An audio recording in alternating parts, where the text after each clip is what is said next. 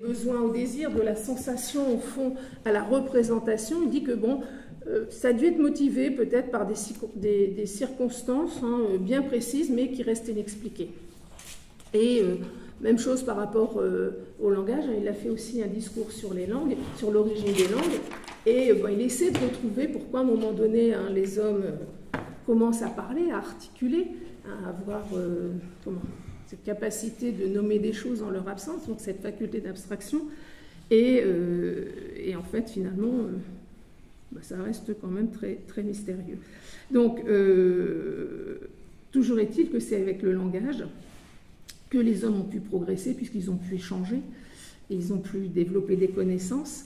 Mais c'est aussi, c'est toujours un peu comme ça, chez Rousseau, c'est pas oui ou c'est pas non, c'est toujours les deux en même temps. C'est pour ça que c'est un philosophe, c'est un dialecticien, mais c'est aussi donc grâce ou à cause du langage que les hommes ont pu aussi s'opposer toujours davantage, se couper de la nature, se tourmenter, puisque désormais ils ont conscience de la mort. Alors, de plus, l'homme civilisé, ça doit être encore plus vrai à notre époque, disposant de confort, de moyens de se soigner, de se protéger des prédateurs, est pourtant bien fragile, bien plus dépourvu, malgré toutes ses inventions. Un peu comme l'animal domestique qui dégénère, l'homme civilisé est décadent. Et c'est là, justement, ce que Rousseau va essayer de montrer dans son premier discours. Il est toujours capable davantage de se détruire. Donc, Rousseau s'interroge bien sur le rapport de l'homme à la nature. Il montre que l'homme, en quelque sorte, est dénaturé, c'est-à-dire qu'il a rompu avec l'ordre naturel en cessant justement d'être un simple animal, tout en l'étant toujours. Mais, en même temps, il a peut-être œuvré à sa propre destructivité en progressant. Et donc, ce qui nous amène au deuxième point. Là, maintenant, je vais parler plus donc, du discours sur les arts et les sciences. De quel progrès parle-t-on ?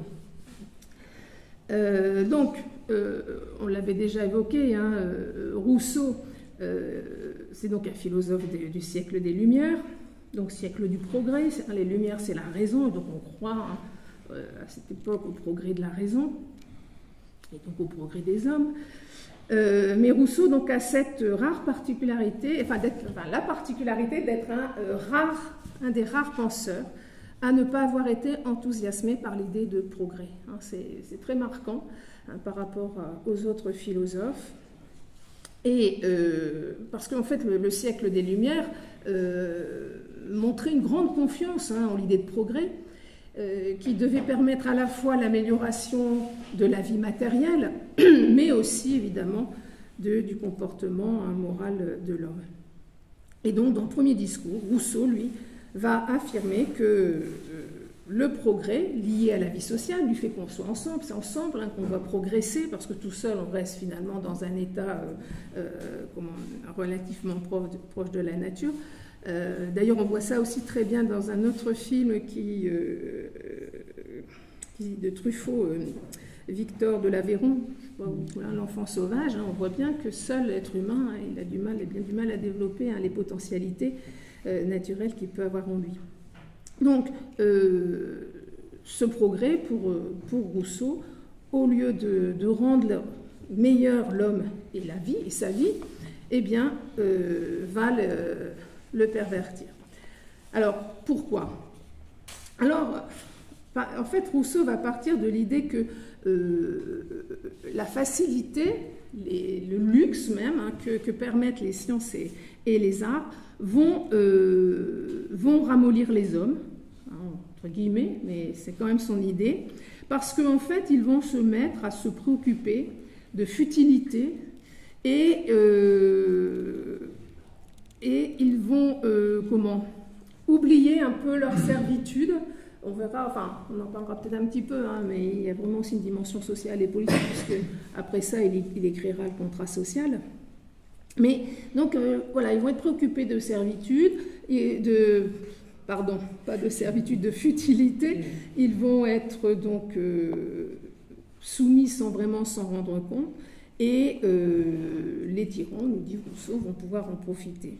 Et donc, en fait, Rousseau dit que les progrès, hein, des arts et des sciences, ne vont pas, comme il dit, épurer les mœurs, mais au contraire, encore davantage les corrompre et éloigner les hommes de la vertu. Si on considère que la vertu, hein, c'est le fait d'élever l'homme à l'humanité, dans toutes ses dimensions. Alors, Rousseau va donc s'en prendre aux grands. Hein, il va s'en prendre aux grands d'abord, aux lettrés aussi, parce que en fait, tout en étant lui-même un lettré, hein, mais il ne se met pas dedans, ça c'est toujours un peu les paradoxes de Rousseau, les lettrés aussi, hein, qui ne font qu'accompagner et encourager le développement déguisé de cette servitude. Encore que, ça me fait penser que finalement aujourd'hui au XXIe siècle, on est toujours dans cette situation. Hein, ça n'a pas beaucoup changé. Donc les lettrés, hein, affirment donc que plus l'on sait, hein, mieux l'on se comporte avec ses semblables, plus on a de manières, ça c'est un mot qu'il aime bien aussi Rousseau, mais ces manières justement ne sont que des manières, des apparences, des attitudes hypocrites qui font croire, hein, justement que plus on est savant, plus on va respecter son semblable, plus on va faire preuve, hein, de respect, alors qu'en réalité on va le manipuler davantage. Et donc, ça c'est une première chose. Et Rousseau va aussi reprocher donc, aux lettrés, donc aux gens, hein, qui ont du savoir, d'être les vassaux des dominants. Et il le dit aussi avec beaucoup d'ironie, mais de façon très acerbe en même temps. Je vous lis une citation du discours qu'on trouve au début. « Puissance de la terre, aimez les talents, et protégez ceux qui les cultivent. Peuple policé, cultivez-les. Heureux esclaves, vous leur devez ce goût délicat et fin dont vous vous piquez. Cette douceur de caractère et cette urbanité de mœurs qui rendent parmi vous le commerce si liant et si facile. En un mot, les apparences de toutes les vertus sans en avoir aucune. » Alors, il est toujours... Au début, ça va, c'est bien, hein, et la chute, voilà. Il est toujours assez acerbe comme ça. Alors, ça, c'est un truc qu'on retrouve vraiment assez dans beaucoup de ses œuvres, hein, dans les Confessions et tout ça aussi. Rousseau déteste les apparences. Ça, c'est quelque chose qui lui va pas. Alors, pas par principe, hein, mais parce qu'il considère, alors c'est vrai que c'est un philosophe, hein, on comprend peut-être déjà ça à Platon, mais les apparences, hein, selon lui, elles sont toujours fausses, malhonnêtes, et en fait, elles ont tendance à dissimuler l'incapacité à être homme et à se conduire moralement. Il considère en effet que l'opulence, hein, le chic, le savoir-vivre vont assez mal avec la vertu. Donc, si c'est... On a inventé la phénoménologie. Donc, ils vont assez mal avec la vertu parce que le savoir-vivre, c'est curieux, on pourrait dire, bah si, c'est important le savoir-vivre, mais non, parce qu'ils considèrent que voilà, la politesse, d'une certaine manière, hein, ça dissimule, hein, c'est-à-dire qu'on dit gentiment des choses qui ne sont pas forcément gentilles. Donc, il s'agit de plaire, de faire comme si, de paraître, et non d'être. Hein, il s'agit donc d'être des hypocrites. On ne peut plus alors se fier à quiconque, puisqu'il devient impossible de connaître, hein, ceux que l'on côtoie, puisqu'ils sont toujours dans l'apparence, hein, ils sont toujours en train de nous jouer la comédie, dans la mesure, justement, hein, où ils se coulent toujours dans le moule qui est dicté par la bienséance. Là, on retrouve finalement ce que reprendra Sartre, hein, la fameuse mauvaise foi. Alors, cette hypocrisie généralisée, évidemment, ne nous fait pas meilleurs. Elle nous incite plutôt à dissimuler nos véritables pensées, à flatter, à comparer, afin de discréditer de façon encore bien plus perfide, hein, avec des belles phrases. Tout ça sous couvert de politesse. Donc, Rousseau considère que vont se développer toutes sortes de vices visant à tromper l'autre, hein, y compris sur soi-même. Le but de la vie ensemble, hein, finalement, n'est plus que la satisfaction, hein, de son amour-propre et de sa vanité. Chez Pascal aussi, on a cette idée-là, hein, que quand on demande aux autres, hein, ce qu'ils pensent de nous, on veut toujours qu'ils nous disent que du bien et qu'on n'est vraiment pas content quand ils nous disent vraiment ce qu'ils pensent de nous. C'est un peu ça, hein, que dénonce Rousseau, et sous couvert de bienséance. Alors, donc Rousseau considère aussi que les progrès du savoir ont toujours entraîné la dépravation de nos mœurs, hein, et le maintien, voire le développement de la servitude, parce que c'est manipulé en fait, hein, voilà, c'est de façon beaucoup plus subreptice. On a envie de dire que tout ça, ça n'a pas beaucoup changé, puisque c'est aussi déjà ce que dénonçait Platon. Hein. Donc, et puis aujourd'hui, on est toujours dedans. Donc en matière de progrès, on a quand même à se poser des questions. Alors, c'est vrai que l'augmentation des savoirs, et donc finalement la maîtrise toujours plus grande qu'on peut avoir du monde, hein, et de notre existence, hein, vont nous permettre finalement de diminuer nos craintes, hein, et nous autoriser finalement à être moins effrayés. Mais en fait, hein, ce qu'on va développer, ça va être l'arrogance. Et c'est pourquoi Rousseau glorifie l'ignorance. Alors Rousseau, enfin, moi j'aime beaucoup Rousseau, hein, mais il aime bien forcer le trait, il aime bien exagérer. Hein. C'est un peu son défaut. Et il n'est pas non plus gêné, hein, par ses propres contradictions. Et donc voilà, il glorifie l'ignorance parce qu'elle nous épargne à une certaine forme de dénaturation, mais aussi de décadence. Alors que lui-même, hein, il écrit des livres de philosophie, donc des livres qui sont censés être du savoir. Hein, voilà. Et donc, à cet homme, donc, qu'il considère, hein, comme, si vous voulez, civilisé, hein, cet homme qu'il considère comme dévoyé, Rousseau oppose, hein, l'homme rustre, sans ornement, mais vigoureux et franc, hein, des sociétés anciennes, hein, qui ne calcule pas, parce que, justement, il n'essaie pas de rouler son prochain. Alors, non pas parce que, ces sociétés anciennes étaient composées d'hommes stupides, hein, mais Rousseau imagine qu'ils ont préféré préserver leur conduite morale. Et c'est là aussi, à mon avis, il extrapole un peu, et ne l'ont pas sacrifié au savoir, parce qu'à mon avis, ça devait être pareil dès le début. Mais bon. Donc, il considère, oui, que quand même la vie rustre fait que...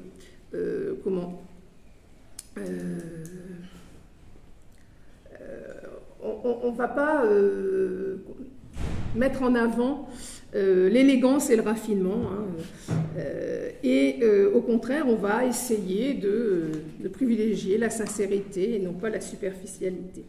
Et donc, pour Rousseau, finalement, on a beau s'enorgueillir des progrès, hein, de nos progrès, de notre urbanité, de notre civilité, ne sont pas barbares ce que l'on croit. Alors, pour appuyer son argumentation concernant l'ignorance, hein, qui serait à glorifier, il va faire appel au premier des philosophes, c'est-à-dire à Socrate. Enfin, premier, il y en a eu quelques-uns, il y a les présocratiques avant, mais voilà, on considère que c'est l'un des premiers en tout cas. Alors, Socrate, il est vrai, n'a pas manqué de critiquer les sophistes. Sophiste, hein, ça veut dire savant. Il n'a pas manqué de les critiquer, parce que justement, il considérait qu'ils utilisaient le langage pour manipuler et tromper, et sans véritable savoir, en n'ayant qu'une apparence de savoir. Donc, il les a critiqués. Il a aussi critiqué les artistes de son temps, parce qu'il détournait les hommes de la recherche de la vérité, puis surtout, ils avaient eu quand même le grand tort, hein, d'être à l'origine du procès de Socrate. Et donc, les sophistes, en fait, hein, voilà, ils avaient tendance à flatter les gens. Alors, donc voilà, il dit, oui, Socrate, finalement, il est comme moi, il prônait l'ignorance, parce que, Socrate, hein, disait toujours, je sais que je ne sais pas. Et donc, il voyait bien, Socrate, il est d'accord avec moi. Sauf que quand Socrate dit « je sais que je ne sais pas », ça veut dire que je prends conscience de mon ignorance. Hein, au lieu de croire que je sais que je ne sais pas, donc je peux commencer à apprendre. Parce que quand je crois savoir, je ne cherche pas à apprendre, justement. Je reste dans mon ignorance. C'est la pire, d'ailleurs, hein, nous dit Platon, la pire des ignorances, c'est croire qu'on sait.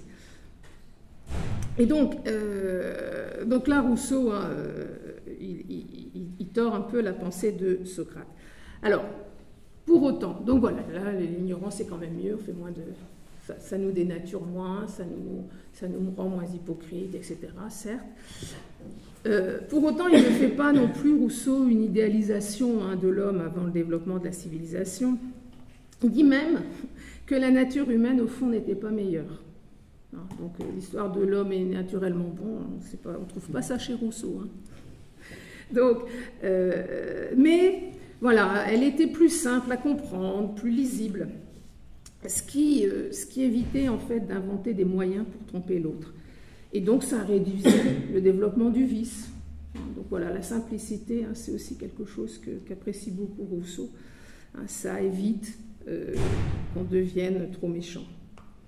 Et en fait aussi, c'est pas tant en même temps les sciences et les arts en tant que tels que Rousseau attaque, mais c'est ce que l'on en fait. En fait, après tout, les savoirs, les techniques, etc., ça pourrait être bien. Mais en fait, ce qu'il déplore, c'est qu'on les mette au service de la frivolité et de la raillerie insultante. C'est sur ces termes, la raillerie insultante. Alors, évidemment, quand on lit le premier discours, qu'on lit ces passages-là, on pense à ce qu'il a vécu, Rousseau, parce que c'était quelqu'un d'assez gauche, justement, qui ne savait pas tellement comment se conduire en société. Et il a souvent été moqué. Puis il avait une espèce de naïveté. Et justement, pour illustrer ça, à la parution de ce discours sur les arts et les sciences, Voltaire, qui était un peu son ennemi, qui était un peu toujours en bisbille, a dit Jean-Jacques n'est qu'un malheureux charlatan. Vous voyez, ils sont gentils entre eux, qui, ayant volé une petite bouteille d'élixir, l'a répandue dans un tonneau de vinaigre. Voilà, à propos du discours sur les arts et les sciences, et blanc. Donc, si vous voulez une illustration de cette gentillesse civilisée, la voilà. Donc, justement, alors, je ne sais pas s'il s'en rend compte, Voltaire, peut-être que oui, peut-être que non, mais en tout cas, ce qu'il montre ici, c'est justement, exactement, ce que Rousseau dénonce dans son opuscule, c'est-à-dire la fatuité, l'arrogance moqueuse qui ne grandissent pas l'homme. Ça fait brio, ça fait brillant, mais ça ne grandit pas. Alors donc, à la fin le discours sur les sciences et les arts est divisé en deux parties. Donc à la fin de la première partie, on a une première esquisse de la réponse à l'Académie de Dijon, à savoir que le progrès a plutôt contribué à corrompre les mœurs. Mais Rousseau va préciser son propos dans une seconde partie. Alors, c'est très curieux. Il commence à affirmer que les sciences et les arts sont nés de nos vices. C'est-à-dire, il prend comme exemple, il dit, oui, pourquoi on a fait de l'astronomie? Parce qu'on était superstitieux. Pourquoi on a développé la géométrie? Parce qu'on était avare. Voilà, toujours pour gagner plus. Pourquoi on a développé la morale? Parce qu'on est trop orgueilleux, etc. Et donc, les sciences et les arts vont avoir pour objet de pallier justement ces vices. Et donc, au fond, si nous avons inventé la justice, c'est pour compenser nos injustices. Cela dit, c'est pas faux non plus. Et donc, on peut quand même considérer que le début de cette partie est quand même assez surprenant, puisque l'origine des sciences et des arts se trouve dans la malice originelle de l'homme. Encore une fois de plus, l'histoire de l'homme naturellement bon, c'est éloigné. Alors, pourquoi cette malice originelle de l'homme? Donc, comme on l'a dit tout à l'heure, l'homme accède à l'humanité quand il s'associe avec ses semblables et développe des qualités proprement humaines, à savoir le langage, la conscience. Alors la conscience au sens, la capacité de se représenter, de se projeter dans le temps, de se rappeler, etc. Et la perfectibilité. Donc ces qualités qui vont faire de nous des êtres humains vont être accompagnés du développement de tous les défauts humains, l'injustice, l'avarice, la cupidité, etc. Et ce sont ces défauts, selon Rousseau, qui vont donner lieu au développement des sciences et des arts, qui vont avoir pour vocation de compenser ces vices initiaux. Donc on peut comprendre aussi, hein, quelque part, cette idée de refus du progrès. Donc si on est conséquent, ce ne sont pas les sciences et les arts qui pervertissent les hommes, qui vont corrompre les mœurs, mais c'est quelque part parce que les hommes sont déjà corrompus, hein, qu'ils sont amenés à les développer. Et donc ils vont accentuer ces vices, hein, au lieu justement, hein, de les pallier comme on pouvait l'espérer, ils vont accentuer ces vices, les amplifier et toujours dénaturer davantage l'homme. C'est pourquoi Rousseau finalement il dit vaut mieux renoncer aux sciences, à la recherche de la vérité, parce qu'elles nous apportent moins qu'on leur donne. Le temps passé, les efforts fournis, les erreurs à surmonter, etc. Il va même encore plus loin, puisque dans la balance, hein, il met d'un côté toutes les connaissances, et de l'autre le temps passé à les élaborer, tant selon lui, en fait, qui est improductif, qui est inutile aux autres hommes. Bon, ça c'est certainement discutable. En tout cas, hein, la preuve en est que si toutes ces connaissances, ça c'est Rousseau qui dit ça, hein, toutes ces connaissances, si on n'avait pas fourni, élaboré, construit toutes ces connaissances, eh bien on serait aussi nombreux, pas plus pervers, etc. Donc hein, je rappelle l'histoire, hein, voilà, les connaissances pour pallier nos vices, mais finalement on se rend compte que ça fait l'effet au contraire, donc si on ne les développe pas, eh bien ça ne changera rien. Ça sera même peut-être moins pire. Alors, ici, on peut quand même considérer que Rousseau est incapable d'apporter la preuve de ce qu'il avance. Ne serait-ce que, par exemple, la médecine, ça a quand même pas mal réduit la mortalité, donc, et de manière très significative, et puis donc, on est quand même plus nombreux grâce à elle. Donc voilà, il y aurait certainement d'autres choses à critiquer chez lui ici.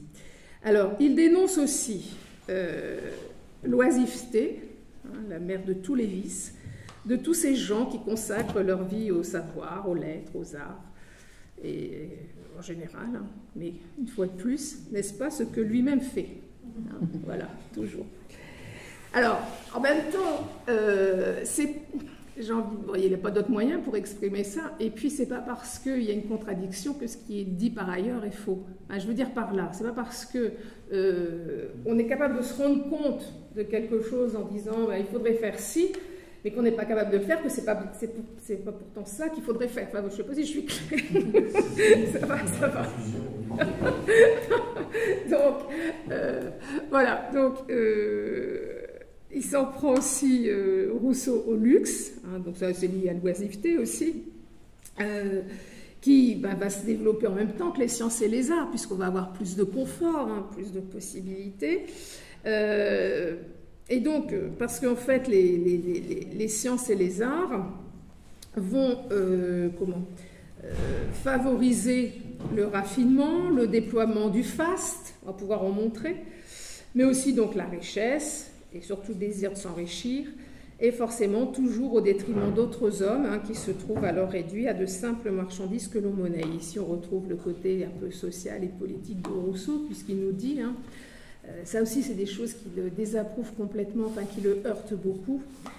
L'un vous dira qu'un homme vaut en telle contrée la somme qu'on le vendrait à Alger. Un autre, en suivant ce calcul, trouvera des pays où un homme ne vaut rien, et d'autres où il vaut moins que rien. Ils évaluent les hommes comme des troupeaux de bétail. Selon eux, un homme ne vaut à l'État que la consommation qu'il y fait. Et on peut, enfin, il me semble, hein, qu'on ne peut pas s'empêcher ici de relever la claire conscience, hein, des processus historiques et économiques qui vont commencer à se développer à son époque, et processus, hein, dont on peut mesurer aujourd'hui toute la portée. Hein, cette marchandisation, cette réification. Alors, pour Rousseau, hein, l'oisiveté, le luxe, la richesse s'opposent aux vertus. Hein, comment être juste quand on veut s'enrichir? Parce que finalement, quand on veut s'enrichir, c'est toujours au détriment d'autres. Hein. Les richesses, c'est pas comme ça, c'est des vases communicants. De plus, oisiveté, luxe et richesse ramollissent les hommes, hein, en font des dilettantes, des lâches, qui n'ont plus le sens de la vie commune. Bref, hein, ils font des hommes des êtres égoïstes, préoccupés d'eux-mêmes, prétentieux, vaniteux, petits. Donc, on peut voir, hein, Rousseau, mais parce qu'il en était lui-même incapable aussi, à mon avis, il ne supporte pas la préciosité qui nous ôte force et courage. Cela dit, je ne sais pas s'il était courageux, oui, si, quand même. Mais bon, ce n'était pas non plus... Il était bien content quand même de profiter de tous les bienfaits de la civilisation et du progrès. Bon. Alors, selon lui, plus les hommes se civilisent, plus donc ils vont s'amollir et être moins vigoureux. Alors, voilà, ça c'est un peu sa position, pourquoi voilà, il est contre le progrès, parce que finalement ça nous dénature, ça nous rend pas meilleurs, au contraire, ça nous rend moins bons encore que ce qu'on était. Et donc il considère que c'est pas un idéal vers lequel on doit tendre, comme le pensent au contraire tous ses collègues philosophes. Alors, en quoi tout ceci peut encore avoir de l'intérêt pour notre époque? On l'a vu un petit peu déjà. Alors, la première peut-être idée force qu'on trouve dans ce discours sur les sciences et les arts, ou les arts et les sciences, je ne sais plus dans quel ordre, consiste à affirmer que plus les hommes se créent de besoins, et ils en créent d'autant plus que leur savoir progresse, leur savoir et leur savoir-faire, plus ils en deviennent dépendants, voire esclaves. Et ils se trouvent ainsi prêts à accepter toutes les servitudes et compromissions, pourvu justement qu'ils puissent satisfaire ces besoins qu'on peut appeler ici vraiment des désirs.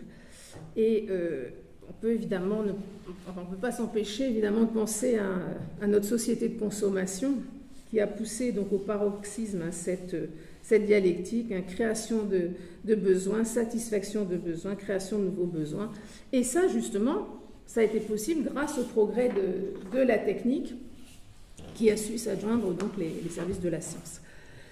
Et donc on peut peut-être considérer, alors peut-être que c'est exagéré, mais peut-être pas, que Rousseau a été un peu un visionnaire en mettant en évidence ce mécanisme infernal, ce fait de créer des besoins, les satisfaire, et puis voilà. C'est le propre du désir. Une fois qu'il est satisfait, il faut qu'il y en ait un autre qui émerge.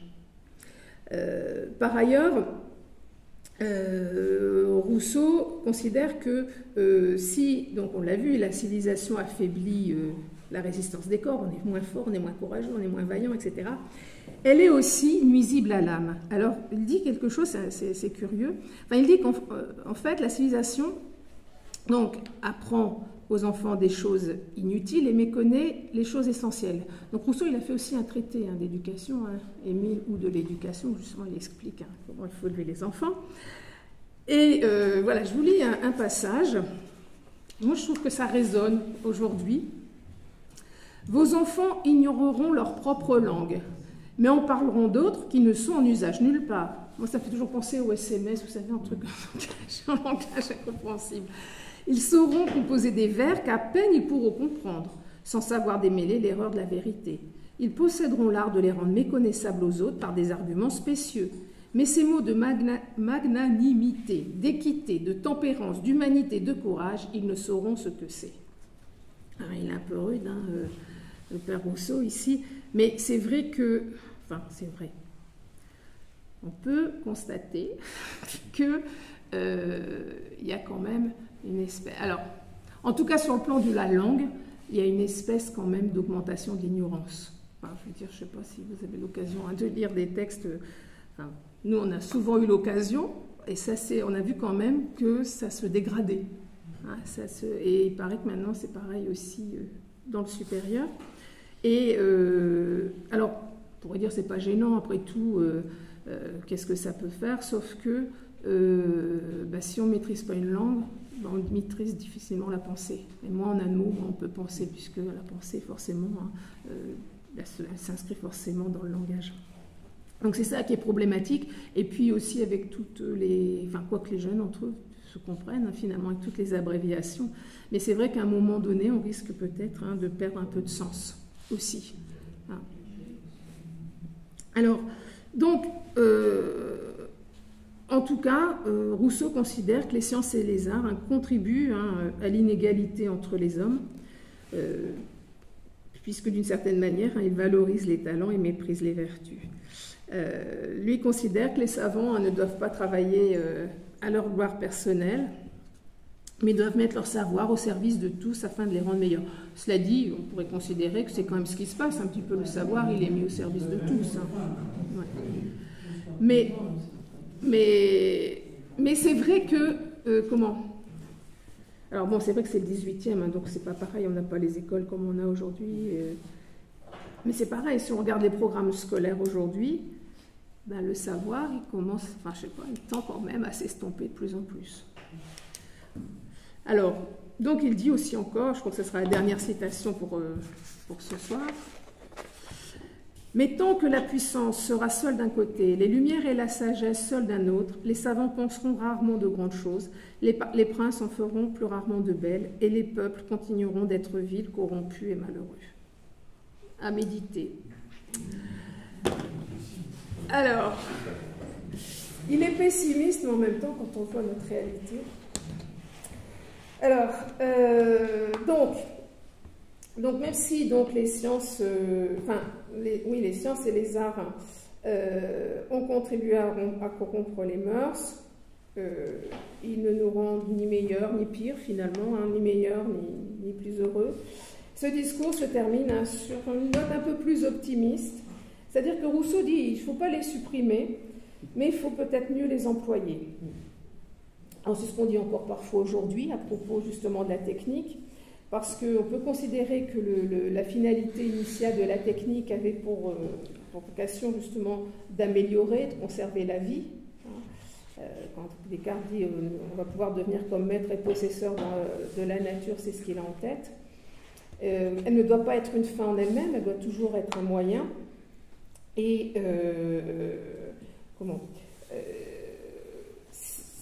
le problème, c'est qu'en fait, si la technique n'est qu'un moyen pour améliorer, pour faciliter la vie humaine, ben bien souvent, elle pousse la technique à se développer et à créer sans cesse des besoins qui vont à leur tour nourrir la technique. Et ce à quoi on assiste, encore aujourd'hui, on assiste finalement à une dévalorisation de l'homme et à une valorisation de l'objet technique. C'est Günther Anders qui parle de la honte prométhéenne face aux machines, de l'être humain. La société industrielle a augmenté les richesses, a aussi augmenté notre confort. On ne va pas s'en plaindre, il ne s'agit pas de revenir à l'âge des cavernes, on est bien content d'avoir du chauffage quand il fait froid, d'avoir un toit, enfin bref, d'avoir des voitures, puis se déplacer, etc. Mais en même temps, elle a peut-être aussi un peu abaissé les individus dans la mesure où le travail est parfois... Alors, c'est vrai que ça se ressent peut-être moins ici, en France, parce que d'abord, on ne produit plus grand-chose, et ça existe encore beaucoup dans le monde, hein, le travail est souvent abrutissant. Pourquoi? Parce que le but, c'est toujours d'augmenter l'efficacité, et donc, comme il faut aller vite, il ne faut pas réfléchir. C'est quand même souvent le cas. Et donc, on en arrive au point, et là, je pense qu'on est tous concernés, que celui qui utilise les machines, hein, ou qui en bénéficie, n'en comprend pas les processus. Je ne sais pas où vous en êtes, hein, mais moi, quand je me sers de mon ordinateur, voilà, je sais appuyer sur les touches, hein, je sais obtenir, mais voilà, je ne comprends rien, en fait, à ce qui se passe. Je ne comprends pas les processus. D'où une certaine forme d'extension de l'ignorance humaine. On a moins de maîtrise, en réalité, que ce que l'on croyait. Confucius, il a dit, celui qui se sert d'une machine deviendra une machine. Ah ben voilà, donc voilà, exactement. Et donc on arrive à une espèce d'absurdité. Hein. La technique qui avait pour but premier de libérer l'homme des tâches serviles, hein, c'est quand même ça l'objectif, et puis de fait, en partie, ça l'a fait. Hein. C'est quand même plus facile d'utiliser un tracteur que de pousser la charrue. Mais on en arrive quand même à ce qu'elle devienne parfois un système d'oppression et de domination lié justement à cette poursuite irrationnelle du profit, et souvent l'homme est devenu le moyen de la technique. Et en ce sens, on peut se dire que Rousseau avait peut-être un peu entrevu tout ça. Donc, pour terminer, hein, donc Rousseau, est-ce que c'est un philosophe des Lumières? À la fois oui et non. Non, parce que ben justement, il dénonce l'idée de progrès comme étant la source de la corruption de l'homme. Mais oui, parce que, en fait, il n'a pas d'autre visée. Donc ça, on verra déjà dans le discours sur l'origine de l'inégalité, mais aussi dans le contrat social. Oui, pourquoi c'est un homme des Lumières et du progrès quand même, parce qu'il n'a pas d'autre visée que l'émancipation humaine de tous les pouvoirs, quels qu'ils soient, et qu'on peut considérer ça comme une forme de progrès. Alors, Rousseau était-il révolutionnaire? Sans doute, même s'il affirme donc dans le discours sur l'inégalité qu'il faut empêcher les révolutions, que c'est toujours violent, etc. Robespierre, à qui l'on a reproché tellement de choses, et notamment la terreur, ne se rendait jamais, dit-on, à l'Assemblée sans son contrat social en poche. Donc il a vraiment une grande influence, Rousseau, là-dessus. Notre déclaration des droits de l'homme est fortement inspirée de Rousseau, du contrat social. Dans beaucoup des choses qu'ont essayé justement d'instaurer les révolutionnaires, on retrouve, et c'est vraiment très fort, très présent chez Rousseau, cette volonté de rendre à l'individu sa liberté, y compris parfois contre son désir, puisque parfois Rousseau dit qu'il faudra bien le forcer à être libre. Et donc on peut parler ici de progrès social et politique. Voilà.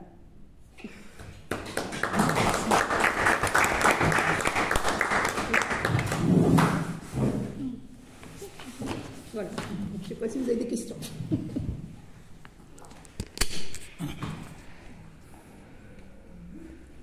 Et donc le